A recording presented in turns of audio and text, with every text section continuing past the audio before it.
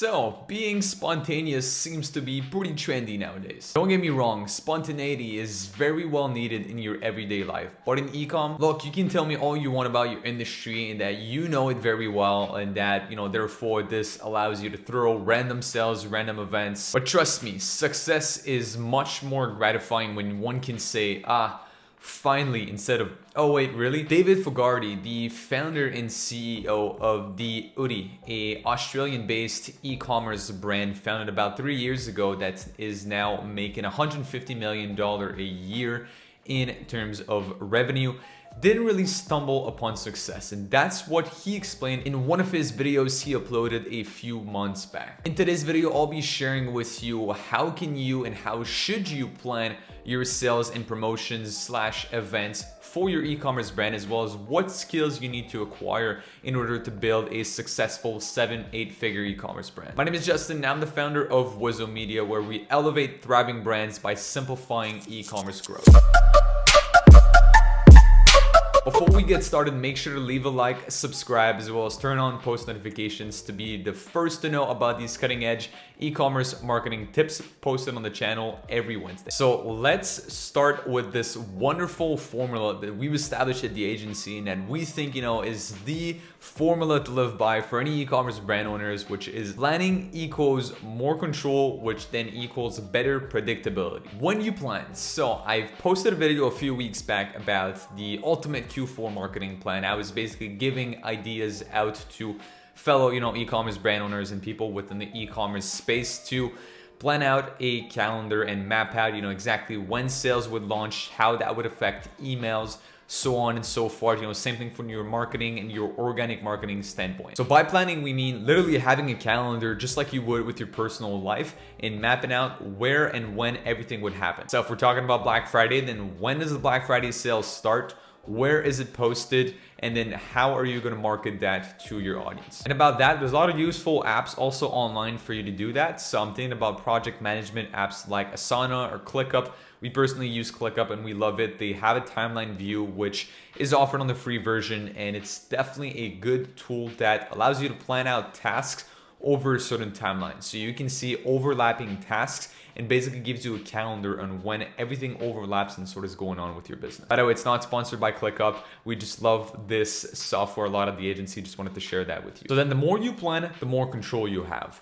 Why? Because let's take a step back and assume that you were gonna run a spontaneous sale. So you wake up this morning, you're like, wow, it's a beautiful day outside. Let me run a sale for my business. And I kid you not, a lot of people do that. So if that's what you're planning on doing, then you don't really have any control over that. It could flop, it could work. You don't really know because you're just being spontaneous. You're being in the now. You haven't really analyzed that in the past. Whereas if you plan your sale in advance, it gives you control over that event. You can basically launch your ads a little sooner. You can schedule everything a little bit in advance. If there needs to be a few changes, you have time to make them because you've planned it. You did it in advance. So you have more control over changing that sale and adding new elements or taking off a few of these. Giving you an example, this morning we were launching a Black Friday campaign for a client.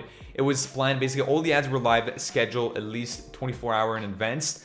And we had also planned all of the emails to send out through Klaviyo. So a few hours before the official kickoff of the sale, we were thinking about new ideas for the emails and we just wanted to do, a few final touch-ups, which we did. And same thing for the ads. We did a few touch-ups with the targeting and with the copy, just making sure everything was good. So if we were being spontaneous and just wanted to launch everything, in the moment and just go ahead and do a sale, doesn't really give you that time and that wiggle room for you to adapt. This is where mistakes happen. This is where, again, you could lose a little bit of money. You could just run ads in without having anyone see them because you've launched them, too late. That's something that I discussed also in a previous video where make sure that if you're launching ads on platform, would it be any platform, Facebook, Google, Pinterest, TikTok, it always takes a few hours before your campaigns are actually live and running. So plan them a few hours before the initial sale would be kicking off. So as an example, this morning, the sale was gonna kick off at 8 a.m. Well, at 6 a.m., the campaigns were live and were starting to run. And then the more control, the more predictable. If you look back, if you're a brand new brand, Obviously, predictability is a little hard because you're not really aware of what, with the changes with the seasons, how your customers behave, and that's a little hard. And again, I'm saying that, but there's tons of resources out there on YouTube, just like this video that you're watching right now. They'll show you industry specific knowledge. So if you're within the apparel and fashion space, there are other fellow e-com owners that are within the apparel and fashion space talking about sales they ran, how well it went, or how basically it didn't happen. So whatever the outcome was, there's a lot of people sharing their experiences online. So it's still not an excuse. If you have a new and upcoming brand, do your research before, analyze your market, and you should still have a good idea of how things would turn out. Now, there is an exception to all of this. So with time, as I was saying here, you will learn to predict the behaviors of your customers. And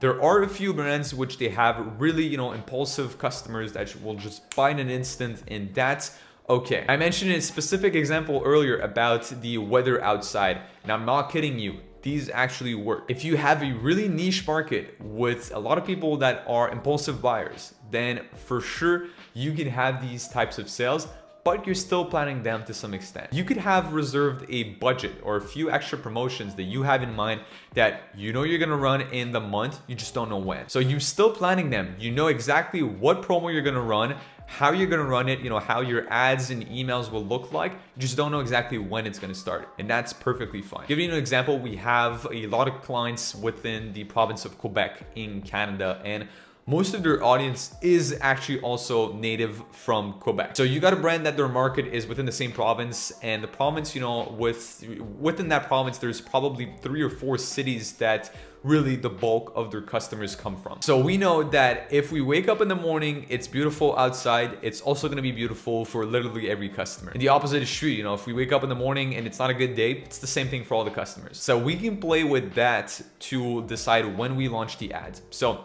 we could have a campaign planned out with, let's say, a 10% discount for 24 hours, and we can have all of the copywriting, even the emails saying, man, what a beautiful day it is today. We just wanted to, surprise you, give you a quick sell. So it looks like it's in the moment because it truly is beautiful outside. But that was planned before, and we just didn't know when we were gonna launch that. So that's the only exception I'm gonna give to that rule of planning everything in advance. So again, that's still planned to some extent. You just don't know exactly the date that everything would go live. And then doing all of that would allow you to become some sort of unanimous with all of your channels. By doing this, you're making a switch from a multi-channel approach to an omni-channel approach. And a lot of people don't know the difference between the two. So multi-channel is when you have something on many different channels that is not necessarily related to each other. So you're posting organic content, and I'm seeing that, trust me, I'd say 80% of the e-commerce brands are on the multi-channel approach, and it could work to some extent, but omni-channel is definitely better and more predictable. So what you do with multi-channel is you have a different message or something that's not really related on many different channels. So on organic marketing, as an example, you're showing pictures, let's say, of a female-based audience. So on your organic marketing, you're showcasing pictures of young women, let's say you're a sports company, they're playing sports, and you're trying to broadcast with your ads a bit of a different message. It's just pictures, and you didn't really think of it, and that's perfectly fine. But on the Facebook ads side of things, you have more of a male dominant audience. So on there, you have basically pictures of males, playing sports.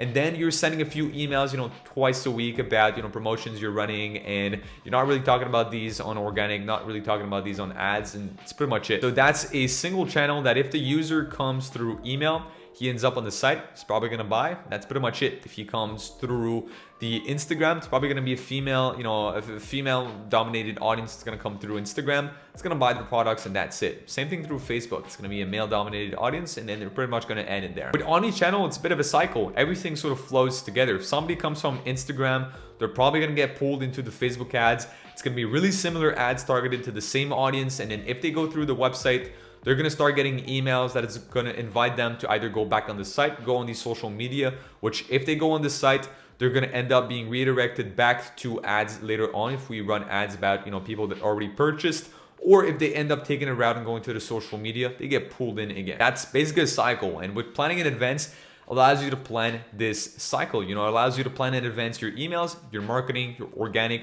as well as the website. A lot of people think the website is static and doesn't really change, but a few changes, you know, here and there on the site can help you get a few extra sales. I'm talking about, you know, having a Black Friday banner or having something, you know, that shows up if there's a promotion or anything like that. And by planning, you adopt a mentality of quality over quantity. That's old as, you know, time can get. It's basically something I'm sure you've heard many, many different times, but you're not really trying to throw a lot of spontaneous sales here and there and then not really having all that organized. You know, you're going about quality, you're going about predicting and planning everything so that you'll know the outcome of it. And as mentioned earlier, I was going to talk about skills. And with all of that said, there's pretty much two ways to go about this. You know, there's the option one where you could learn it all yourself, do it all yourself, and that's okay in the beginning, right? You know, if you're below $10,000, $20,000 a month, that's perfectly fine for you to want to do everything. That's actually a good thing. You'll learn more the basics, you know, you'll learn the gist of it, you'll understand every single aspect of the business, so then it'll become easier to delegate later on. But if you're already making, you know, that 30, 40, 50, 100, you know, 500K, even above $1 million a month with your brand,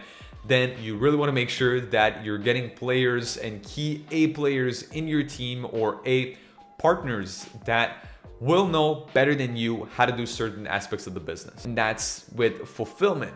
That's with, you know, the customer service side of things. That's with content planning. That's with marketing. That's with each of these aspects where you're going to have experts coming in, helping you, and you should vet them by asking them questions. If you learn something by speaking with them, then you'll know they're the best fit for your brand. If somebody is able to teach you something about a topic or a specific thing that you already know the basis, you know, about, you know they can help you get further. But again, that's all planning. It all comes down to planning. Maybe I'm a bit too much of an organized guy, but let me tell you, by seeing, you know, over a dozen e-commerce brands within the past, you know, 6 months, getting, you know, amazing results, I've seen that the most successful e-commerce brands are planning their sales and their events well enough in advance to know what will happen during these times. Now, if you're an e-commerce brand owner making at least $20,000 to $30,000 a month with your brand, I'd invite you to click on the first link in the description